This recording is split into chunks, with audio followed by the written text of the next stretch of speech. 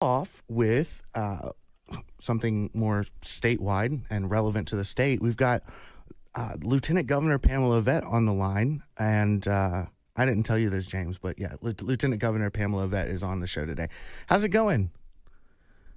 It's going good. Hey, James, how are you, my friend? Hey, I'm good. It's always good to, well, not see you, but be on the radio with you for sure. Oh, man. So, Corey, James and I, we have kind of crossed over on a lot of issues, both big fans of St. Jude. Yes. And James is doing a great job with his initiative to get St. Jude here to South Carolina. And just the fact that we both believe in parental rights 100%, right? Making sure that parents aren't kept in the dark about anything. And that's how James and I connected during the General Assembly, and he comes down to my office, and we talk about all things happening upstairs. And so I let him hide out in my office, Corey. That's what I'm trying to tell you. Like when it all gets crazy, I give him somewhere to come and kind of decompress before he goes back upstairs. It's my safe space. Yeah, that's needed, man. Things God, get crazy. Use that word. So James, next time I'm going to hand you a paper clip one day, and you're going to know that's our inside joke. I'm going to be like, here, James, here's a paper clip. There you go. There you go. I like it. Breaking news, maybe. That's that St. Jude, the St. Jude thing, and I've got a lot to talk about with you, but the St. Jude thing, I thought I just think that it's insane that the very first session after he's first elected, something so huge he's been able to just accomplish. I mean, I guess like the will was there and the need is obviously there to bring St. Jude's to South Carolina. And it was just, you rarely see that happen with a freshman state representative comes in and says, this is something that I really want to do. And everybody's like, yeah, let's do it. I've never seen that before. We haven't announced yet, but it's coming. But yeah, I mean, all the legislators that. were just like on board immediately, and it was just, it was a cool thing. But Corey, how many people do you go up to and say, I want to save children's lives, and I want to do it right here in South Carolina? How many legislators could look themselves in the mirror if they went, yeah, I'm not for that? Yeah. I don't think that's a good idea, right? There was only one actually that said that to me. Only one? Yeah. I didn't even know you had one, James. You didn't share that with me. Please don't share the name. I can't even grasp that.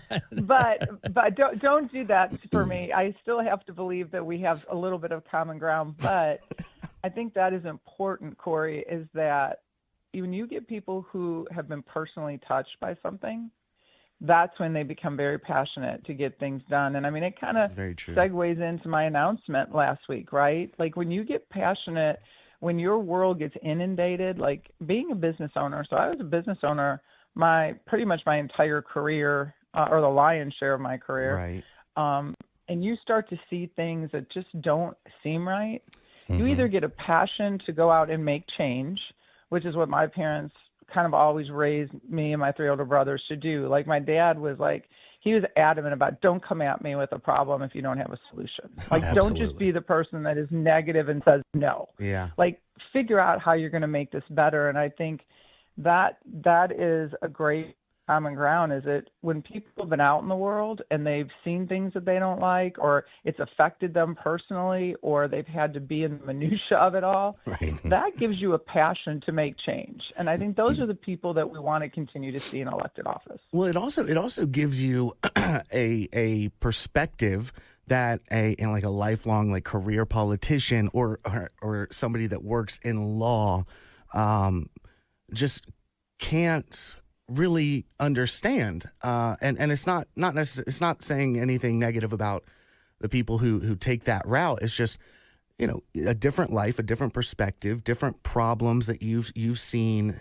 in the past working with the permitting and with the government and with the bureaucracy from the side of the person who's kind of having it all come down on you. So that does exactly. One of the questions, and I we might have kind of just touched on it, but one of the questions that I'm fielding from followers, or one of the things from followers of mine, people who watch this show and follow me on social media and whatnot, they some of them are a little concerned that you might be a continuation, just a flat out continuation of Henry McMaster's governorship. And some of those people, they don't think he went too far. Or went far enough rather on certain things. They feel that he might have kind of dropped the ball on a couple of things and is not using his power effectively. What do you say to that to people who are thinking, well, this would just be McMaster 2.0 and nothing would change? Well, I mean, I think the good thing about the governor and I is that on principle, and I think even in the people you're talking about on principle, we probably agree on 99% of the same things, right? Yes, might be very execution true. that they think they would have liked. So is that a bad thing? I mean, because in principle, you want to keep growing the state in a really good, positive way. You want to bring great paying jobs here, right? Because if you're not growing, you're dying. Mm-hmm. And you don't get a second chance to continue growing. And we've had a legacy of growth that has been amazing. We have definitely put ourselves on the map when it comes to law and order. I mean, we were one of the first states to ban biological men and women's sports. And mm-hmm. I championed that from day one. I mean, I have a daughter. I am a woman. Isn't that amazing? I can tell you, I am a woman. I mean, we have checked that box. I know what a woman is. But it's like, and I say that tongue in cheek because it becomes kind of like ridiculous. And sometimes that's kind of my stick, right? Is like make people feel a little bit ridiculous about what they're saying and asking. But so when I say that is like, the governor's a very popular governor, but we are two different people, and our perspectives are like the way we approach things are always going to be different. I mean, I've been married to my husband, it's going to be 20 years, and we agree on most things, but the way we handle it, raising our kids, even in our business together when we ran, it's very different. Very much. And so I think it's like everybody wants to find somebody that they can agree with 100% of the time. And I'm here to tell you, I love my kids more than anything that walks this earth, and I don't agree with them 100% of the time. But we have a great record. I mean, we had the largest state income tax cuts in our state's history during our tenure, and we pushed for that. And we will continue as when I am governor, I said it in my speech. And James, thank you so much for being there. It was great seeing you out in the crowd. What an event. We had, I believe we can and we will get there because I said it then. If Texas can do it, if Florida can do it, Tennessee can do it, we can do it. So ending income tax, that's one of the things that you're gonna focus on as governor and push the legislature to finish that what was started. That's one of the things that you really want to do. Okay. Absolutely. And I think that continues to keep things growing. Is there one silver bullet? I mean, I've heard people talk about like, oh, all we have to do is do this. No. I mean, I'm an accountant by trade, Corey. So nothing is ever simplistic, but it can be done. It will be done. And we can do it together. And it's like you said, you have to, my background is I'm not a career politician. I've created jobs. I've signed the front of a paycheck. I've balanced a budget. I took our company, which I started in my house, and turned it into a national company. I know how to get things done. And even when things are going good, so when people say, wow, the state's growing, okay, but even in business, anybody who's owned a business, you don't have a good year and go, oh, well, oh, great. We're just going to cruise here. Yeah, exactly right. It's not enough. You have to keep going. Cruise here. Yeah. You have to keep going. And that's why I talk about bringing South Carolina's own Department of Efficiency into play, right? Because I am a business person, and every year you have to get more efficient. In all the people that have announced that they're going to run or have, said that they may run, I am the only person who's sat in the executive branch in the private sector and the public sector. Oh, that's true. I have had a bird's eye view of what can be done. And you said it, Corey, you touched on it well in the beginning, is you could do one thing. Like you could be all about just this one thing. But any business owner out there will tell you that you got to have some really good peripheral vision when you're running a company, when you're running a growing state, because you can't just pick one lane. You gotta be in all the lanes. A lot of balls in the air. And you have to kind of, that's right. And if you're single-minded and that is your only focus, you're going to drop a lot of balls and it's going to hurt the state. And so I think, so when people say, like, what sets you apart? What makes you different? What makes me different is I'm not a career politician. I'm a conservative businesswoman who built a business, who knows what the problems that businesses tackle every day. I'm a mom. I raised my kids in a house that had Christian values, South Carolina values. And Right. I don't think that bureaucrats or teachers or anybody else should raise my kid for me. Imagine There's that. nobody out there. There is nobody out there. And it really, as a mom, like, take off all the other hats I wear. As a mom, when I see people on TV or I read an article where it's like, trust me, we know what's good for these kids. It's like, you do not love my child more than I do. James. James, that was something you kind of wanted to touch on, isn't it? Yeah. So, and I'm a businessman myself, so this is my first time running for office, and we just like Pam had mentioned, I've created over 100 full-time jobs in the Low Country, and you touched on, Pam, during your speech, which was phenomenal, by the way, about the regulatory environment and how we have, I don't know if you mentioned the number, but we have 80,000 regulations in South Carolina. And that really, that really meant a lot to me, because we, and I'm on the regs committee, and one of the things that I ran on was to reduce regulations for businesses and families. And I talked to a gentleman named Ram Reddy a lot about this. And you mentioned cutting, if they want to propose a new regulation, they need to cut 10. And that just really resonated with me, because there are so many regulations that don't improve safety. They don't improve, quality of life. They are burdensome for the sake of being burdensome. Contradictory, some of them. And, one of the things I championed was the Regulatory Freedom Act. And that just, if you could touch on that, we're both business owners, and, that will help us to grow as a state, to eliminate a lot of these needless regulations. But I don't know if a lot of people caught that in your speech, but that really resonated with me, if you wanted to kind of touch on that for a second. Absolutely. So in my speech, again, come from the business world, the business owners, they're kind of my tribe. You always say you kind of find your tribe, and I get a lot of calls from them. And so they will say, like, listen, like what is this? Like, this just popped up. I've been doing this for 20 years, because you get somebody in and they find a regulation, and now they think they've found something you're doing wrong. And you're right. A lot of regulations, they're not even relevant anymore. And so what I proposed in my speech is, first of all, we should sunset all of our regulations.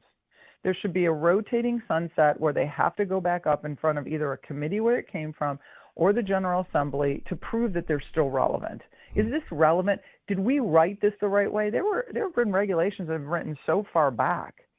I mean, it's like, when it was written, okay, how did we write it? But now, does it give too much gray area for somebody to do interpretation? Because that's the kiss of death, is human interpretation, right? So do we have to tighten things up? Yeah. And if we propose one thing, if you're proposing a new regulation, then get rid of 10 that are in the same ballpark that now don't make sense anymore, that this one will take care of, right? So let's talk about keeping it simple. Let's tighten things up. That's what we do in business. Yep. Tighten things up. And I can tell you, when I built, so I owned a payroll HR company. You want to talk about drowning in regulations? We became, our revenues, when we sold, we were doing $1.5 billion in revenue. And we grew because government became such a sledgehammer on business that small and medium-sized businesses had to come to us because they couldn't keep up with the burdens that were put on them. Yeah. And so I mean, so when like people would ask me, like, God, how did you grow so big? I mean, it was because of the overreach and the stranglehold government was putting on business. Yeah. Every good entrepreneur will tell you, you find a niche that people need help with, and that's how you grow. That's how you develop a business. And so, well, I think I saw it firsthand. Pam, I think that's extremely that's intriguing. That basically your business grew, even though like you came from the private sector into the public sector, and your business grew because your entire purpose was to help people get through the government regulations. So even a regular business owner understands the burden of regulation, but when your entire business is built around helping other businesses navigate those, it's government getting in the way of progress. And I'm in the childcare industry, so it's a very regulated industry, and it needs to have regulations in there. But again, a lot of them aren't tied to statute. They're not. They don't have anything to do with child safety. They're just there to be there. Yeah. So I that was so encouraging to hear you say that, Pam, and I was. My ears perked up just as soon as you said that. I was like, yes. Nice. So, but to go back to that, you had a phenomenal week. Yeah, you raised over $1 million in a week. That is insane. And money. General Livingston, General Livingston endorsed who's a friend of mine. In a day, it was amazing. A day. Oh my goodness. Yeah, General Livingston, like it you was mentioned, a day. Medal of Honor recipient, phenomenal guy. Good guy, very good. Yeah. Everybody loves that guy. Love him. He is a wonderful man, and he reached out and asked me if I would talk to him, and I was in Charleston, and we had this great dinner, and he said, I really want to endorse you, and he said, you're what we need. And I was like, I about melted in my seat because he's a wonderful man. He really is. He's a hero in the eyes of everybody, and he's done so much, and he continues to do so much for our veterans, right? Yep. He's a Medal of Honor recipient. He wants veterans to be, taken care of, and so do I. I mean, Governor McMaster, he put in the Secretary of Veterans Affairs because he knew that our state there was a hole there, right? Mm-hmm. And let's face it, like we just talked about, burdensome government. You need that position to be able to work with the federal government to get resources for the veterans in our state. And let me tell you, veterans in our state, we want more veterans, right? The governor and I together have always said this, like when veterans come out of service, most of the time they're still very young. They're reinventing themselves in a second career. They make amazing employees, right? Yes. I mean, because they have all the soft skills and they know all the things and they're very committed. And so we want them and their families here. And so we've put a lot into making sure that veterans and the general, the major general said to me, he's like, and we need to highlight how South Carolina, like the benefits they have by coming here. And right. And so him and I talk an awful lot, and my staff is working with Veterans Affairs to make sure we have like a one-pager that says like, hey, this doesn't give you all the data, but here, let me just give you the highlights. Right. Like, this is what you should be looking for here. And that's what people want. Like, let's face it, if you roll something out that's 29 pages, odds are good nobody's going to read all 29 pages. Now, some people will. But if you give them bullet points, they'll go search for the things that make it important and that matter to them. So we Pam, continue to work. I could talk to you all day. They're going to get really mad at me if I don't go to this break, though, unfortunately.